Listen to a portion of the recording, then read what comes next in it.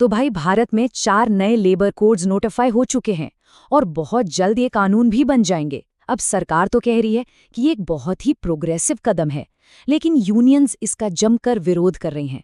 तो आखिर सच क्या है? चलिए आज इसी की पड़ताल करते हैं। देखिए, अगर हम इंटेंशन की नहीं सिर्फ आंकड़ों की बात करें और वेलफेयर स्कीम्स को देखें, तो ये कहना गलत नहीं होगा कि भारत के इतिहास में सबसे बड़े सोशलिस्ट लीडर नरेंद्र मोदी बन चुके हैं। सोचिए, देश को इतना सस्ता इंटरनेट देना, 80 करोड़ लोगों को फ्री में खाना देना और इलेक्शन से ठीक पहले बढ़िया बढ़िया रेवड़ियां बांटना, ये सब उनकी सोशलिस्ट पॉलिसीज का ही तो हिस्सा है। और अब इसी कड़ी में मोदी सरकार ने कार्ल मार्क्स की आत्मा को खुश करने के लिए एक और बड़ा कदम उठाया है। जी हाँ, ये 4 नए लेबर कोड्स। तो चलिए अब मुद्दे पर आते हैं और देखते हैं कि सरकार का इस पर ऑफिशियल स्टैंड क्या है। सरकार का कहना है कि इससे एम्प्लॉयर्स और एम्प्लॉयज मतलब मालिक और नौकर दोनों को फायदा होगा। कर्मचारियों के लिए बेहतर सोशल सिक्योरिटी, बेहतर सैलरी, बेहतर वर्किंग कंडीशंस, मतलब वही सारी बातें जिनके बारे में कार्ल मार्क्स हमेशा बात करते थे। और बिजनेसेस के लिए, उनके लिए कंप्लायंस का बोझ कम हो जाएगा और हायरिंग की फ्लेक्सिबिलिटी बढ़ जाएगी। सरकार का दावा है कि इससे लॉन्ग टर्म में ज्यादा बिजनेस भारत आएंगे, जिससे लाखों नई नौकरियां पैदा होंगी। मतलब ये कानून वही सारे काम करेगा जो डीमोनेटाइजेशन, मेक इन इंडिया और जीएसटी करने वाले थे, पर कर नहीं पाए। लेकिन सिक्के का दूसरा पहलू भी है। ट्रेड और वर्कर यूनियंस का मानना है कि सरकार इन कानूनों की आड़ में सिर्फ कंपनियों के लिए कर्मचारियों को हायर और फायर करना आसान बना रही है। यूनियंस को कमजोर किया जा रहा है, हड़ताल करना और भी मुश्किल बना दिया गया है। और तो और सैलरी की परिभाषा ऐसे बदली जा रही है कि सैलरीड क्लास की इन हैंड इनकम और कम हो जाएगी। तो आखिर इन नए कोड्स की जरूरत पड़ी ही क्यों? देखिए, दशकों से भारत के लेबर लॉज एक ऐसा जंजाल बन चुके थे, एक ऐसी भूल भुलैया जिसे पार करना किसी भी बिजनेस के लिए मिशन इम्पॉसिबल जैसा था। जरा सोचिए, ब्रिटिश राज से लेकर अब तक हमारे पास 29 अलग अलग एक्ट्स थे, जिनके अंदर 10,400 से भी ज्यादा रूल्स थे। अलग अलग जमाने के कानून, एक दूसरे को काटती परिभाषाएं, अलग अलग अथॉरिटीज, कन्फ्यूजन ही कन्फ्यूजन। और इन सब से निकलते थे कम से कम 180 अलग अलग तरह के फॉर्म्स। मतलब रिश्वतखोरी के लिए एकदम खुला मैदान था। तो इसी जंजाल को साफ करने के लिए सरकार ने सभी कानूनों को रैशनलाइज कर दिया। अब 10,400 से ज्यादा रूल्स को घटाकर सिर्फ 350 के आसपास कर दिया गया है। सुनने में तो ये एक बहुत बड़ी सफाई लगती है ना? और ये सफाई हुई है इन 4 नई कोड्स के जरिए। The Code on Wages, the Industrial Relations Code, the Code on Social Security और चौथा Occupational Safety, Health and Working Conditions Code यानी OSH कोड। लेकिन अब आते हैं कानून की बारीकियों पर, क्योंकि कहते हैं ना, The devil is in the details, और असली खेल तो यहीं छिपा है। चलिए एक एक करके इन कोड्स के उन प्रोविजंस को समझते हैं जहां असली चिंता की बात है। पहला गोलमाल तो वर्किंग आवर्स में ही है। नियम कहता है कि हफ्ते में 48 घंटे से ज्यादा काम नहीं करवाया जा सकता, ठीक है, लेकिन साथ में ये भी कहा गया है कि एक दिन में 12 घंटे तक काम करवाया जा सकता है। अब जरा गणित लगाइए, अगर कोई हफ्ते में 6 दिन काम करता है तो 12 घंटे के हिसाब से वो तो 72 घंटे हो गए।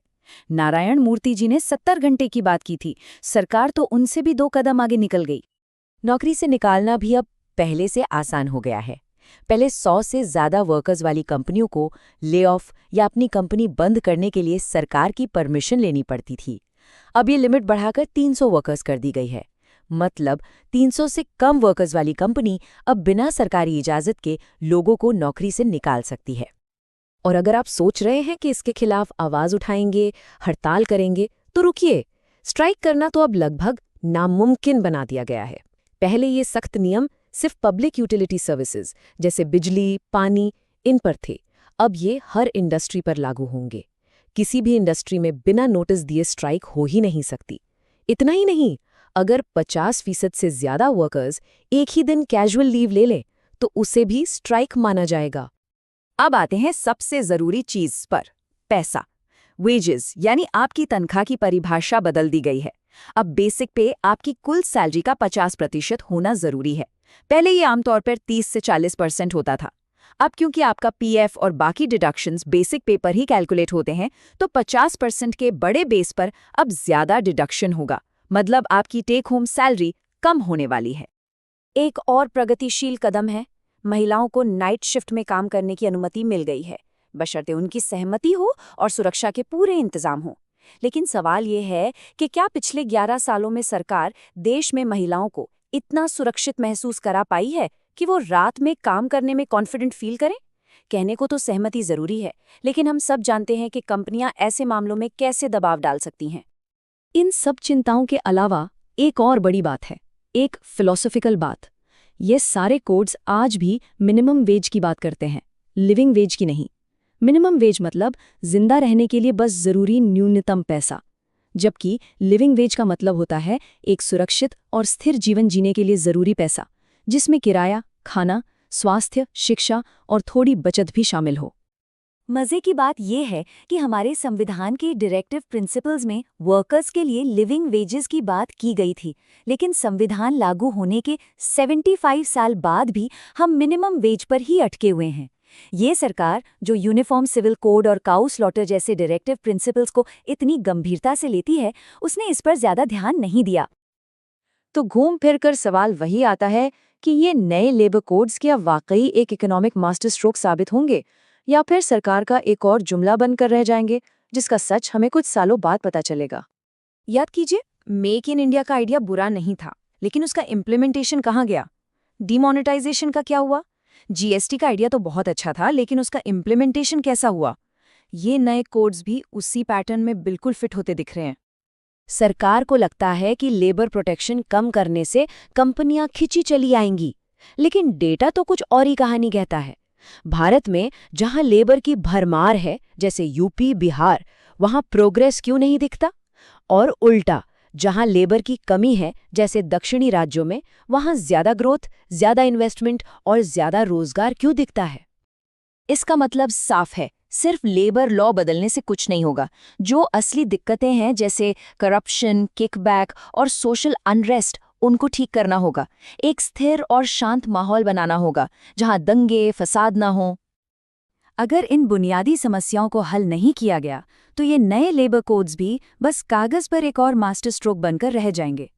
और ये एक सवाल सोचने पर मजबूर करता है, जिस तरीके से एफडीआई इन्वेस्टमेंट कम हो रहा है और अब ये नए लेबर कोड्स बची खुची नौकरियों को भी निकालना आसान बना देंगे, तो क्या असल में नौकरियां बढ़ेंगी या शायद और भी कम हो जाएंगी?